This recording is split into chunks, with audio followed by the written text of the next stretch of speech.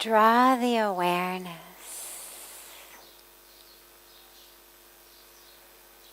the attention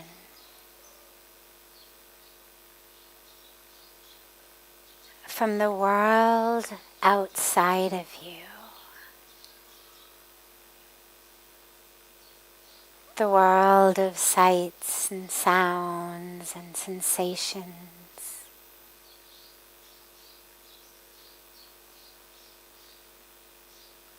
Allow the awareness to pull from that world to the world inside of you.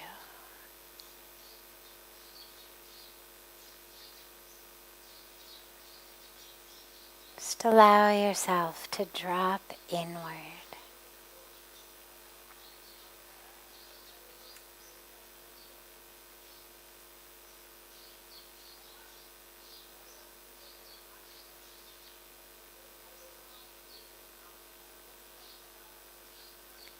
Allow the awareness to merge with your breath. Don't try to change the breath. Just allow that awareness to merge fully into it.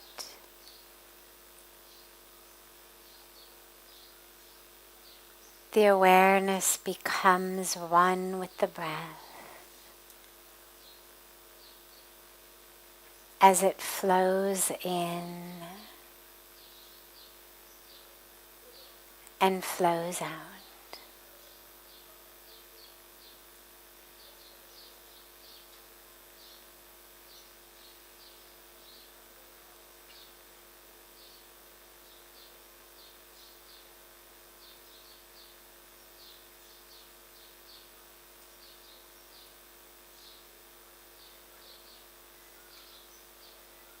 If the mind wanders or gets attracted by a sound, a smell, a sensation, don't worry, don't fight it off. Just draw the awareness back to the breath. Just keep drawing it back to the breath.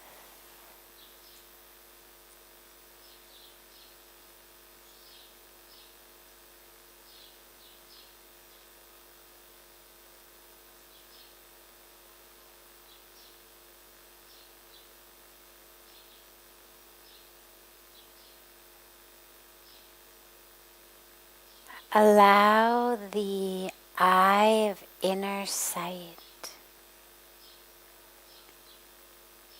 to focus on your third eye center, that Agya chakra. Allow the energy of inner sight to focus its energy right there on the third eye. Don't try to force anything. Don't squish up your forehead. Just gently allow that energy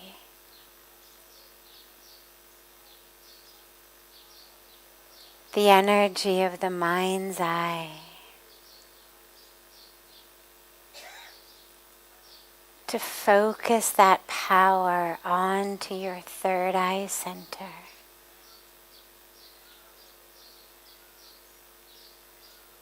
As the awareness stays merged in the breath.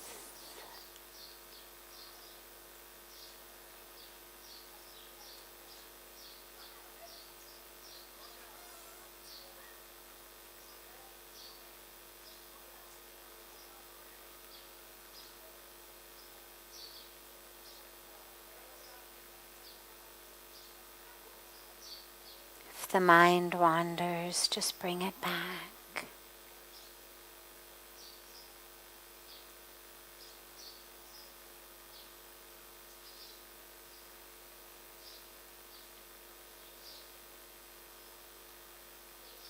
You can add a gentle mantra with this. You can chant silently to yourself. So, on the inhalations, and hum on the exhalations. So,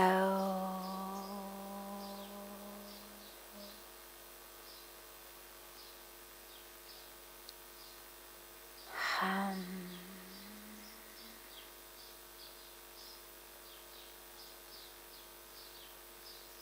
It means I am that.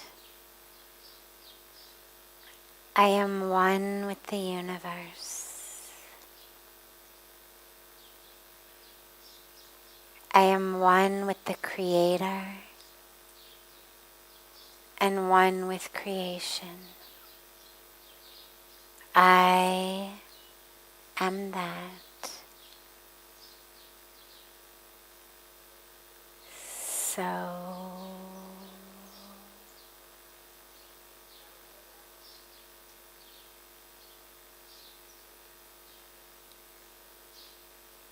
hum.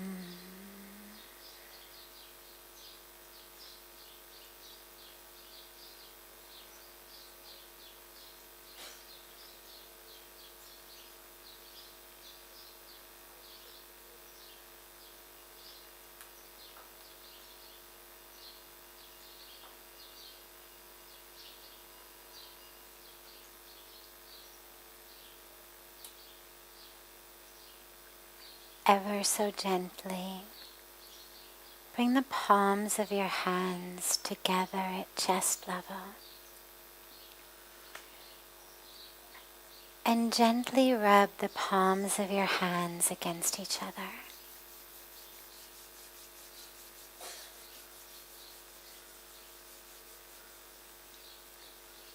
Place your cupped palms over your closed eyes.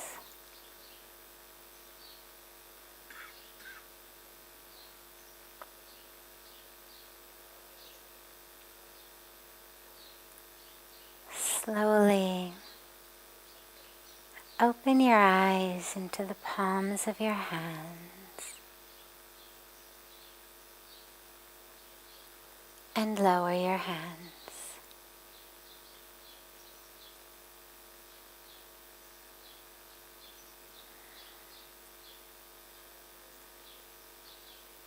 Welcome to Satsang.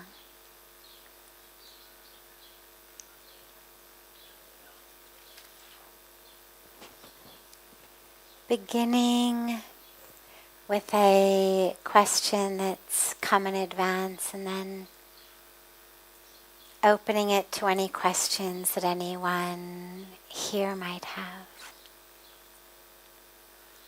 How should we react when someone makes an innocent mistake, but that mistake negatively impacts us and other people's lives?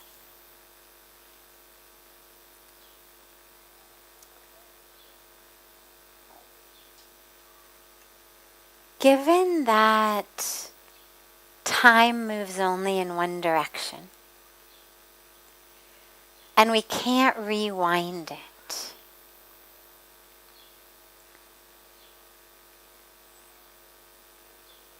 once someone has made a mistake, we can't rewind and go back. Most of us, our response, our reactions to things that other people do are sort of rooted in this fantasy that somehow, if I'm angry enough or hold a grudge enough, or can get the person to grovel in apologies enough, that somehow it will rewind and undo whatever they have done. But time moves only forward. which means whatever someone has done, we are here now. Sometimes that mistake can be, we can't rewind it, but it could be undone. Someone stole something. They could give it back. Right? I mean, something as simple as that. You stole this person's shoes. You get caught, you give them back. Shoes are back with the rightful owner. End of dilemma.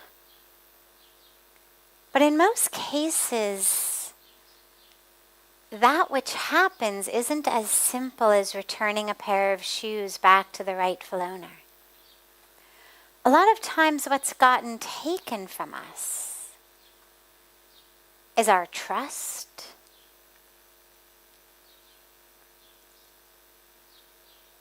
our inner confidence, our love.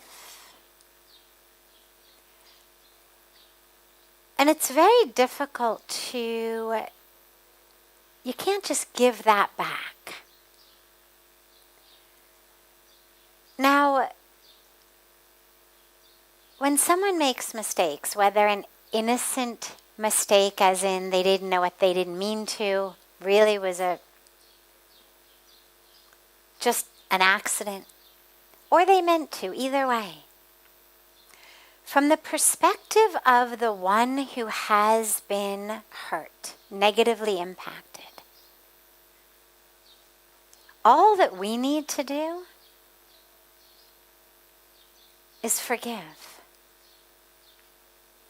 Those of you who come to satsang frequently will know I'm a big proponent of forgiveness, and I don't mean this lightly. I don't mean it in a, just forget and move on type of way. I mean it in a very clear way, which is that we need to forgive first and foremost so that we are not held hostage by what was done to us. The longer we hold a grudge, the longer we wait to forgive, the more of an impression that is making on our psyche. The deeper we are being molded by it. And so for our freedom, for our spiritual, emotional health, well-being, for us to live in the love and joy that we are meant to, we forgive, because whatever else someone has done is their karmic package. They're gonna have to answer to it. They're gonna have to deal with the fruits of the seeds they have planted. That's how karma works. But that's not up to us. That's up to them and the law of karma. So us forgiving them doesn't absolve them of what they've done. It just frees us from that bondage. It frees us from being stuck to what they did. And then, if there are things that we can do to heal, we do those. But as far as the person, the question said, what should be our reaction when someone has done this? Well, if we're one of the ones who were injured or harmed or impacted, we forgive first and foremost. If we're someone who has watched it happen, if we are just someone who's aware that it has happened, try to help those who were negatively impacted, help them to forgive. The one who did it, help that person. That person's got two things to do. That person has to make as much amends as possible, even if I'm walking down the street and I accidentally trip you. Like I didn't mean to. Maybe I was wheeling a suitcase or something and I wheeled it in such a way that you tripped over it. Maybe I accidentally stepped right in front of you, causing you to trip. Even though I didn't mean to do it, my very first reaction needs to be to bend down and help you get up. Standing over you going, oh my God, I'm so sorry, oh my God, I'm so sorry, doesn't really do you much good. The person who has done this, well, they need to first see how they can fix it. What way do they have to fix it? Sometimes you can, sometimes you can't. It depends what it was. But to the best of their ability to see how can they fix what they've done. The second thing that they need to do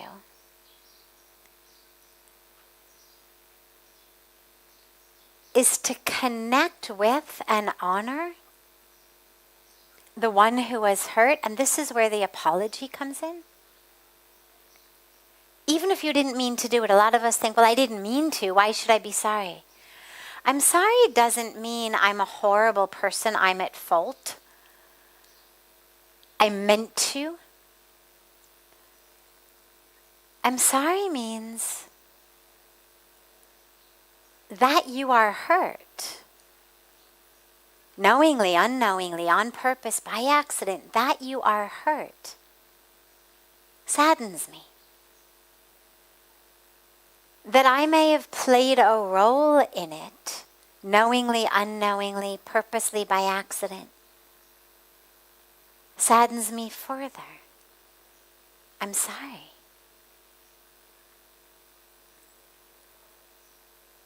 So if you're just a witness to this, you can actually help both sides do what they need to and move on.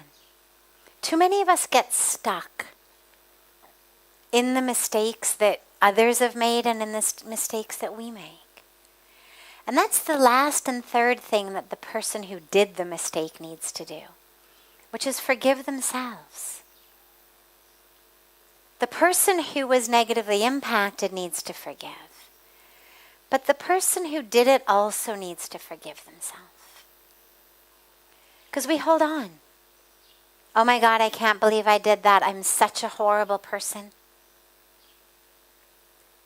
The overwhelming, vast majority of things we do that negatively impact others are things we do without meaning to. Very few of us wake up in the morning and go, I know what I'm going to do. I'm going to really hurt that person. Very few of us wake up and plot and plan and figure out, how can I really hurt someone else? We don't think like that. We're all just doing the best we can in our own karmic package, with our own ego issues, our own fears, our own desires, our own patterns. And along the way, we're clumsy. That's all it is. We're clumsy. Stuck in our own egos, stuck in our own patterns, stuck in our own stress. We're clumsy, we're unskillful. And so when we are clumsy and unskillful in our words and our deeds, we fix it as quickly as we can. We apologize. And then we forgive ourselves so that we can move forward. It's interesting, a lot of times in here we talk about the person who was hurt having to forgive. But it's just as important as the person who hurt someone, especially when it was by accident, to forgive yourself. And it becomes very difficult if, by the way, the one you hurt hasn't yet forgiven you. It's a lot easier to forgive ourselves if that person forgives us. It's a lot harder to forgive ourselves when that person doesn't. But we still have to. Because we're here on our own karmic journey, again, doing the best we can. So whether that person forgives you or not, offer it to God with prayers for strength, for clarity, for wisdom, for skill and for grace to not be clumsy and unskillful in the future, to not act out of ego and fear and anger and patterns. And we offer it to God. And then we move on. Because just like none of us should be stuck based on what someone did to us, similarly we should not be stuck based on what we did accidentally to someone else. We're all learning, we're all growing. We're all doing the best we can.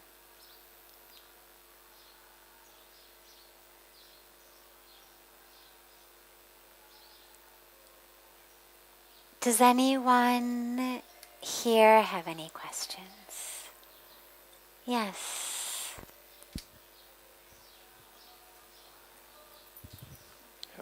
Hi. So ever since I started my spiritual journey, I would often feel misguided with no proper indication of what step should I take next. So people started telling me that when you'll find your guru, he'll guide you towards the path.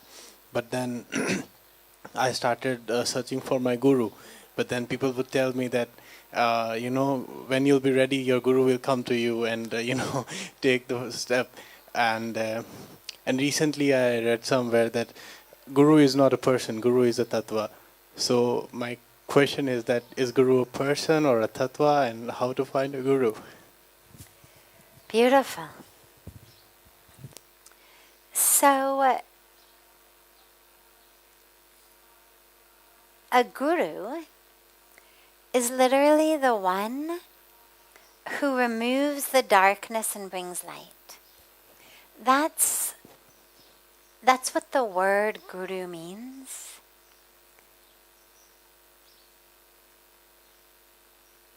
The one who removes the darkness and brings the light. That's the guru. And yeah, many times that power is embodied in a person.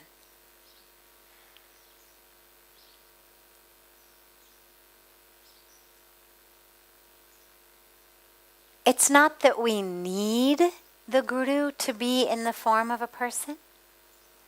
The dilemma is that because we have very, very strong egos, trying to connect with that power of the guru without an actual guru gets very difficult for the ego, because the ego is constantly going to try to figure out a way to convince you that what it wants to do is right. Oh, you want to have an affair on your spouse? No problem. We'll call that tantra. Right? I can't tell you how many people I have heard justify really what we would call promiscuity, sexual promiscuity. But the ego is so good that it's like, oh, I'm on a path of higher tantra. Well, who's going to argue with that, right? But a guru in a body would. A guru in a body would give you, one slap. In our case with Pujya Swamiji, it would be a metaphoric slap. In the case of him with his guru, it was a literal slap. And set you straight. Set you straight. That is not the path. So many times I've had people talk to me about how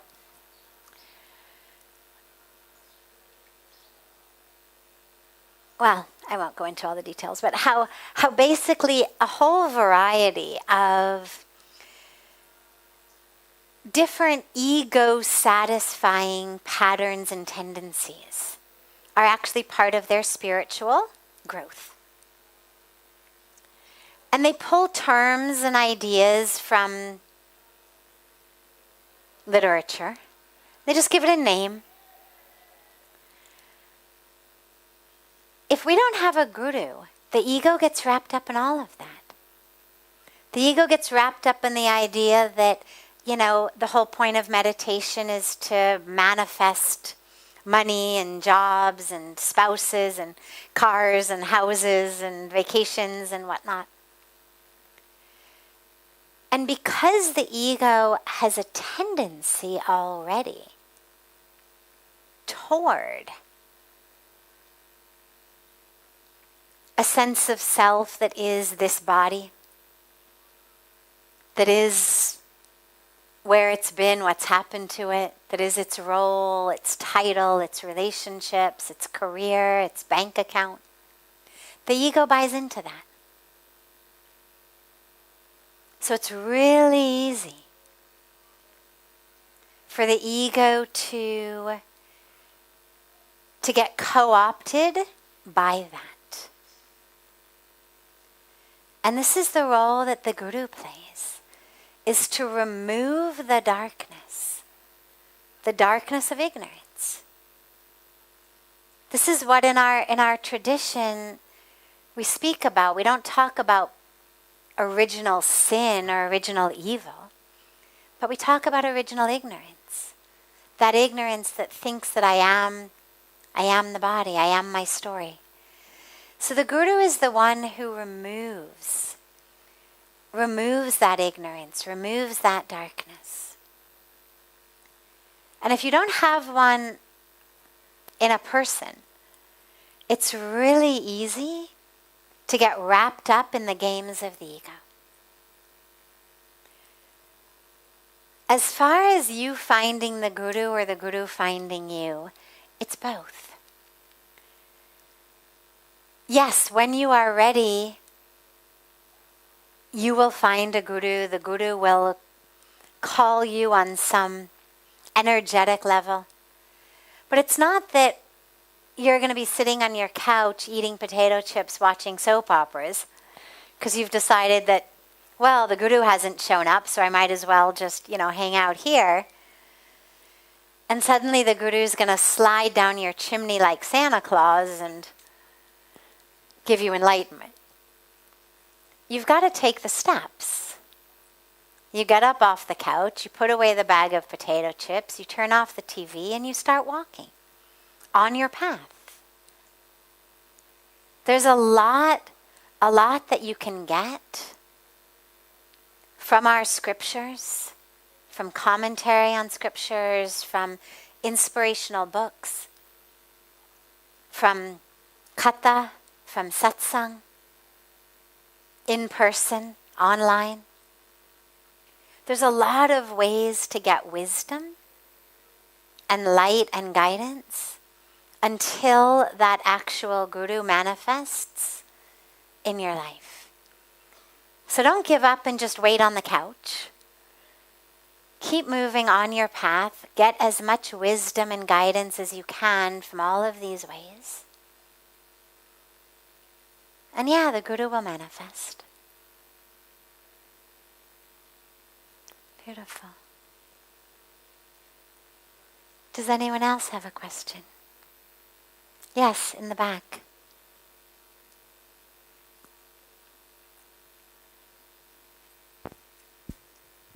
Choose mine. Pranam. Hi. I'm very blessed to be here with you and all of you. First of all, I'm a little bit afraid if birthday lady is not too cold in the wind. I feel like old people can be a little bit too that's windy. a good question. Mama, are you feeling cold? You feeling chilly, Mama? Or are you good?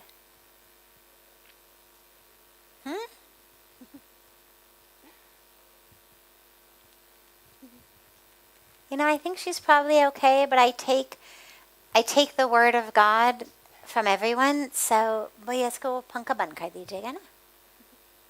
Let's give you a break from the fan for a little while. We're going to take your word as God sent. I take everything that comes as sent by God. Yes. Dhanyavad. So my question is like, I was afraid to say you a question, or sometimes I'm really afraid to tell my opinion, or for example, I was afraid the idea to buy the flowers for your mother, but I did it today, and I have it because you said last time Mother Ganga, and I thought this Ganga present would be like for your mother. Well, we will, after satsang, we're going to all have an opportunity to sing for her, to offer flowers, and you can bring that up. But that's very sweet, very, very beautiful. I want to respond, though, to a question that I'm not even sure you thought you were asking. About that inner insecurity. Yes. Because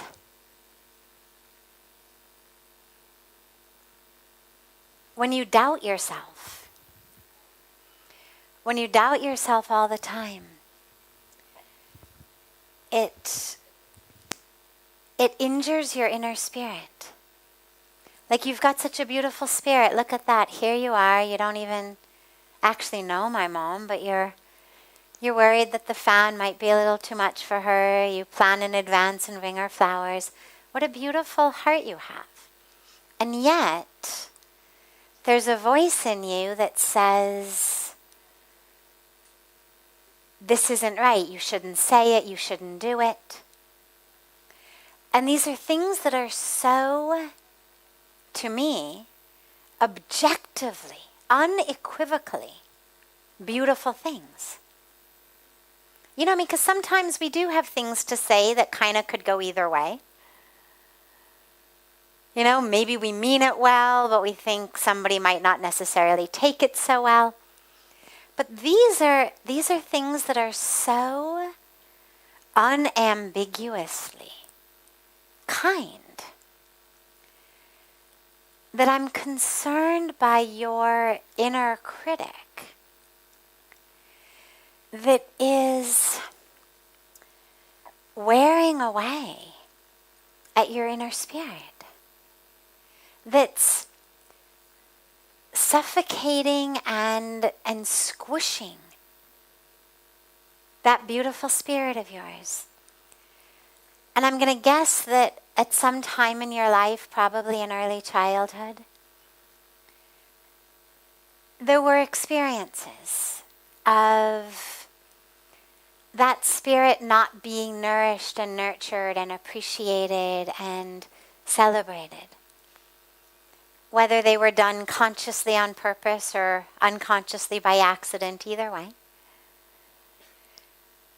But my instinct is that there were experiences that made you feel like maybe the core of who you are and your inner instinct isn't so beautiful and can't be trusted. And yet, that inner instinct brought you to this land. It brought you to Rishikesh. Carried you thousands of miles away. Not just to India, but to Rishikesh. To the banks of Ganga. To enable you to find freedom from that. From whatever it is that may have happened, to make you doubt yourself so deeply. And I hope that you can find that inner courage and Look around, there's a lot of people around here to support you. To find that inner courage to go down to Ganga and to offer to her whatever it is that may have happened. Whatever teachings you may have gotten, direct, indirect, that made you stop trusting yourself, that made you doubt yourself. You know, my Guru Pujya Swamiji talks about our own internal GPS. That in cars, and now on our phones, of course, we've got GPSs. We've got Google Maps. You know, you enter in an address of where you want to go. But after you enter the address, before it actually starts guiding you, there's one last step. Usually in the cars, there's a button that says accept. You hit the accept button. I think on Google Maps it says get directions or something, and you have to finally hit that at the end after you've put in your address. Until and unless we actually hit the button that says, yes, direct me. Yes, I accept. Even when we've entered in where we want to go and the map is there, but the directions are only going to come when we actually hit that final button of accept. And so think of yourself as having come here to hit that inner accept button. We know that your inner map is right. Your inner map is exactly right. It brought you here. It's guiding your very, very kind and beautiful heart. But now you just need to have that courage to hit the accept button. Even in the face of those voices from days of the past that say, no, you can't trust it. No, you can't trust this guidance. You can. You can.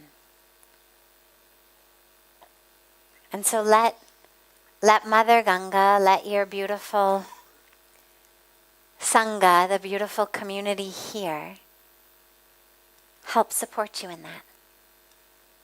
And hitting that accept button.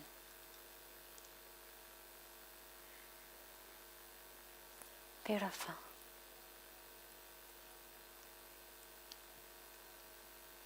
Any other questions?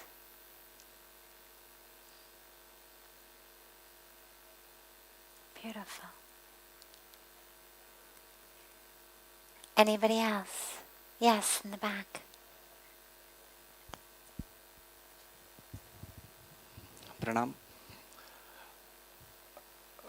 In our lives, when we should go with the flow of the life, and when we have to fight with our goals, fight for our goals, how to decide, and what are the indications, and what are the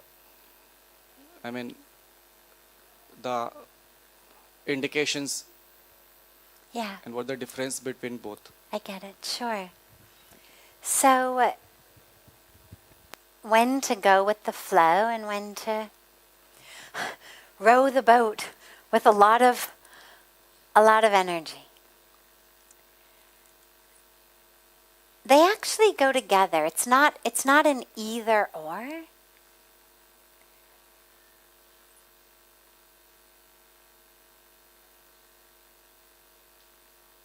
We are meant to row those oars, meaning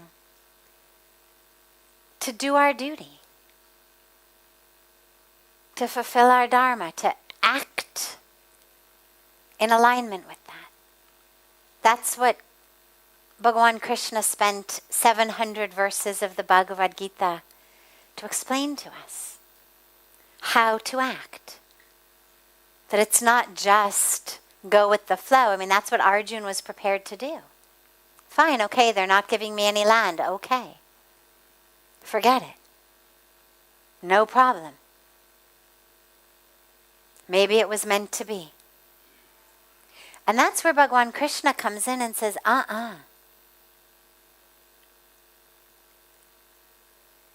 you need to fight this battle. But fighting the battle, meaning doing our duty, doesn't mean that we stop going with the flow of life. Because a lot of times when we are really working at something, I'm sure we've all had experiences where you really put in time and energy and effort into something, and it just doesn't seem to bear fruit. Well, at some point along the way, that's when we need to say, I'm really putting in my sincerest best, and nothing is happening. That's the equivalent of rowing the boat and literally realizing you're going nowhere, and realizing, that's because this boat is actually chained to the shore. Like there's actually something stopping this boat from going in that direction. And I can row and row and row. But unless that chain is unhooked, it's never going to go anywhere. Or rowing and rowing and rowing, not going anywhere, because we're rowing against the current. And for every stroke of our oars, there's a current coming in the opposite direction. And those are the times when we have to say, okay, I guess the flow of the universe is not in this direction at this time. And that doesn't mean that we're wrong or bad or less than or unworthy. It just means the flow of the universe is not in this direction at this time. Maybe in some time the flow will be there. I think about kids with, lemonade stands, right? Well, sweet, beautiful initiative, okay. But in December, they're not going to get very many customers. And now you imagine you're the mother or father of kids who in all earnestness decide they're going to raise money for some really worthy cause, like they're going to do something good. So they put out a lemonade stand. But the lemonade stand is in 6 inches of snow because it's December. Well, it's unlikely they're going to get a lot of takers for lemonade. Not because it's not a great idea, but just that the flow of the universe isn't in that direction at that moment. So you encourage them, just wait, sweetheart. Wait till June or July. You will see. The flow will be there. So sometimes it's a timing thing. Sometimes it's just, you know what? Flow of the universe, not in the direction of this project. Not in the direction of this invention. Not in the direction of this plan. Okay. And that's when we learn to let go. So it's really both. We must stand, we must serve, we must absolutely do our sincerest best with all of the tools that we have. But then we leave the rest to God. And again, this takes us back to the core message of the Gita, right?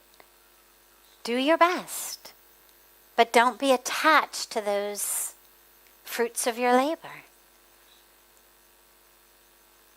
So that's where we fight, we do, but we don't know where it's going to go. I love how in the Gita when Arjuna says to Krishna, he says, but I could die. Now Krishna's God. He knows how this is going to turn out. He knows how this is going to end. He could so easily say to Arjuna, no, you're not. Don't worry about it. We've got this thing in the bag, I promise. But he doesn't. He purposely doesn't. And he says to Arjuna, yes, you could. But to die in the service of your duty, your dharma, is better than living hundreds of years but not fulfilling it. So we stand up, we work, we strive, tan se, man se, dan se.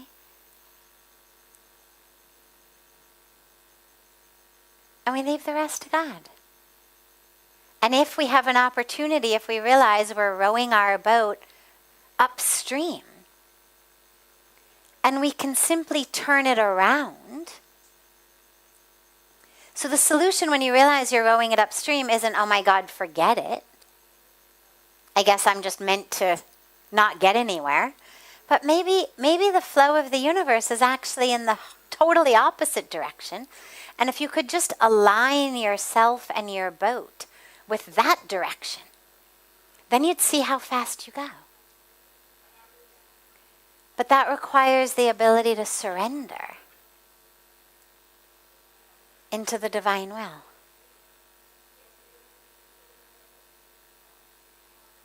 Beautiful.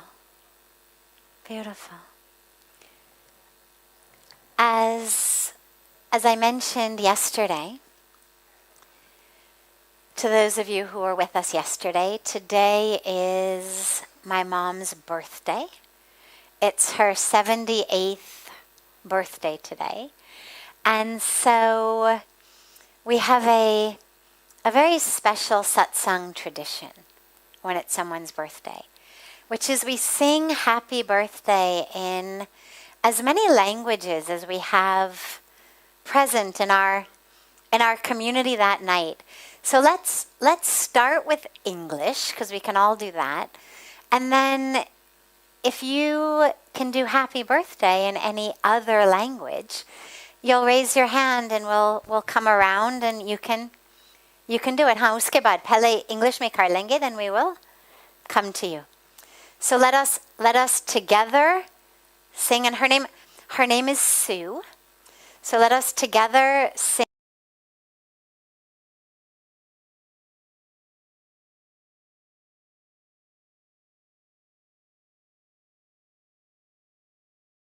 Day to you.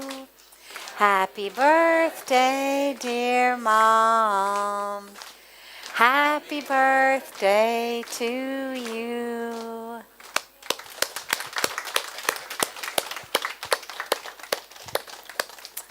Okay, what other languages do we have? Yes, in the back. और आप लोग ये वाला ये उनके ऊपर हाँ. We will sing in Lithuanian language. I'm sorry? Lithuanian. Lithuanian, wow, okay, great. So first we can say the words. There are only 2 words. It's su gimimo diena, su gimimo diena, su gimimo, su gimimo, su gimimo diena. Valo, valo, valo, valo, valo, valo, valo, valo, valo, valo. Wonderful. Okay, what other languages do we have? Portuguese. Okay, in the front with Portuguese.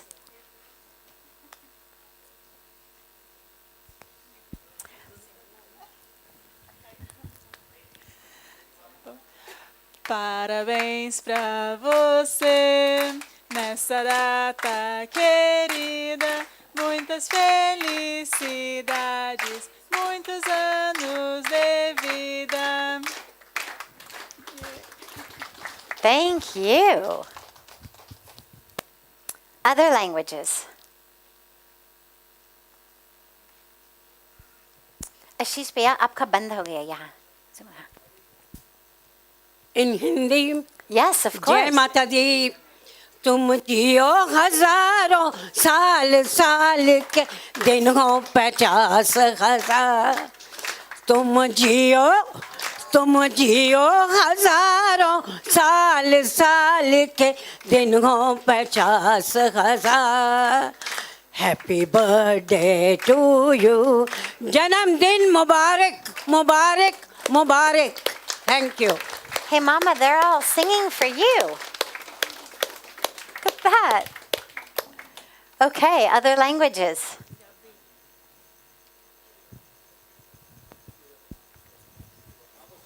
Namaskar. I mention a comment on her birthday in Marathi. Okay, Okay, I'm from Mumbai. I'm telling the wishes in Marathi. okay. आई तुम्हाला वाढदिवसाच्या खूप खूप शुभेच्छा. नमस्कार. And I know we've got Dutch in the front. Yes.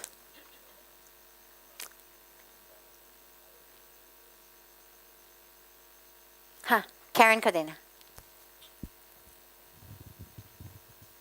Lang zal je leven, lang zal je leven, lang zal je leven in de gloria, in de gloria, in de gloria. Hippity pip, hurrah! Hippity pip, hurrah! Hippity pip, hurrah!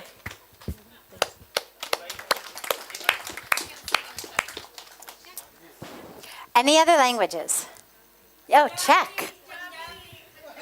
Okay, okay. First Czech. Hodně štěstí, zdraví, hodně štěstí, zdraví, hodně štěstí, drahá sú, hodně štěstí, zdraví.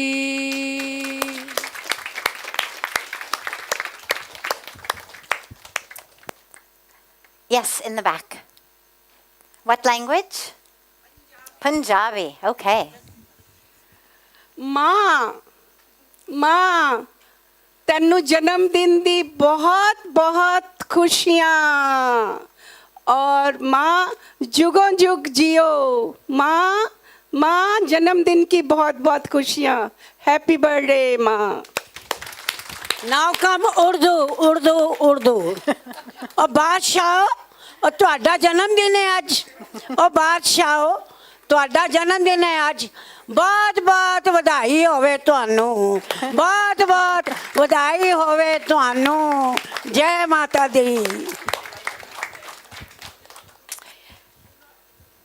Before we turn to our Rishi Kumars in Sanskrit, do we have any other languages? Ah, yes. Gujarati. Okay.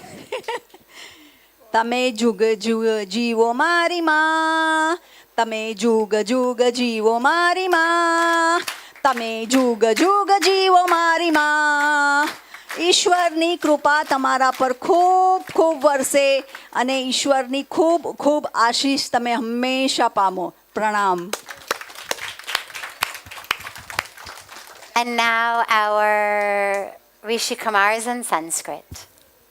सुदिनं सुदिनं जन्मदिनं तव भवतु मङ्गलं जन्मदिनं तव सुदिनं सुदिनं जन्मदिनं तव भवतु मङ्गलं जन्मदिनं तव विजयी भव सर्वत्र सर्वदा भवतु मङ्गलं जन्मदिनं तव सुदिनं सुदिनं जन्मदिनं तव भवतु मङ्गलं जन्मदिनं तव भवतु मङ्गलं जन्मदिनं तव ॐ दीर्घायुष्य ओखदे खनिका जस्मै जटवा खनाम्यहं अतो त्वं दीर्घायुर्भूत्वा